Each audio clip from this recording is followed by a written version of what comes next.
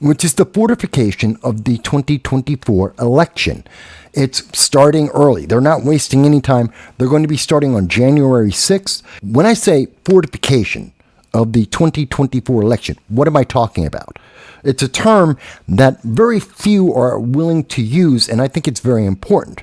When I say the fortification, I mean what they did in 2020, which we have seen from Newsweek, and many in the media have now admitted it was a combination of mainstream news media, a bunch of social media giant companies, and some private individuals working together to push a political message to you, to change the way you're going to vote in an election, both in terms of what they did talk about and also what they wouldn't talk about.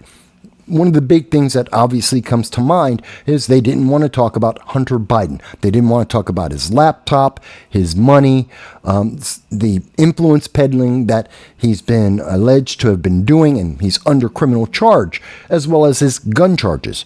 They didn't want to touch any of that. And we have seen in polls since the 2020 election, had that been involved or known to the mainstream public in detail, we may have had a different result.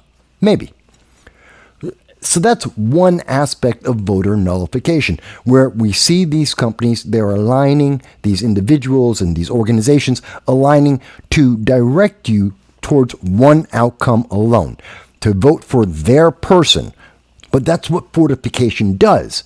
It makes it seem like your position, your ideology is unassailable, that no one can question it, that no one can challenge it or defeat it because no other voice can be heard. It's only the approved messages that get through.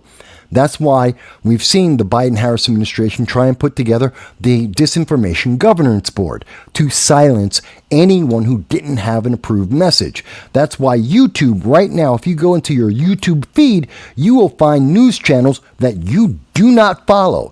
Things like The View, things like CNN or MSNBC, the mainstream news media, almost entirely left-leaning, that they're injecting into your stream to try and guide you in your election, to feed that in the back of your mind. It's kind of like subliminal messaging. They're going to bombard you with this so that you're going to tend to want to vote for this person. So that when it comes time for the election, they hope that you're just going to automatically go, subliminal, Joe Biden must be good, Donald Trump must be bad, RFK Jr. doesn't exist, and that's how you're going to vote. That's what fortification does.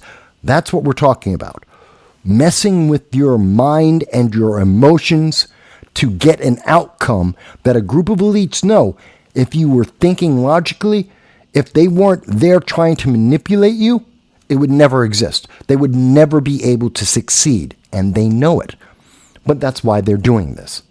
To manipulate you, to get what they want, regardless of what you would actually prefer.